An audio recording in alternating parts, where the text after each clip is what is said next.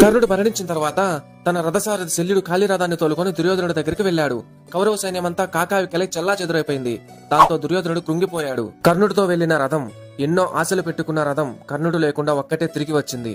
అప్పుడు శల్యుడు దుర్యోధనుడితో ఇలా అన్నాడు, ఇప్పటిదాకా ఎక్కడా చూడలేదు దుర్యోధన ఇటువంటి యుద్ధం. ఏమి యుద్ధం చేశాడయ్యా కర్ణుడు? మనుష్యులేమిటి, సాక్షాత్తు దేవతలే వచ్చి ఆకాశంలో నిలబడి చూశారు కర్ణుడు చేసిన యుద్ధాన్ని. అంత గొప్ప యుద్ధం చేశాడు. ఇన్ని శాపాలు ఉండి కూడా అరివీర భయంకరుడే యుద్ధం చేశాడు. అన్నిటికన్నా గొప్ప విషయం ఏమిటంటే ఆయన చేసిన యుద్ధానికి కృష్ణార్జునులు కూడా తెల్లబోయి తడబడ్డారు.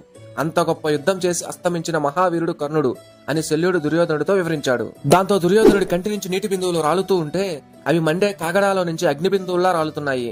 అలా పశ్చాత్తాపంతో కుమిలిపోయాడు. తప్పు చేశాను శల్య, రాజ్యము పోయినందుకు కాదు, నా కర్ణుడు నాకు లేకుండా పోయాడు. నా కర్ణుడు లేకుండా నేను బ్రతకడం ఎందుకు అని కుమిలిపోయాడు దుర్యోధనుడు. వీడియో నచ్చినట్లయితే లైక్ చేసి మరిన్ని ఇలాంటి వీడియోస్ కోసం ఛానల్ ని సబ్స్క్రైబ్ చేసుకోండి.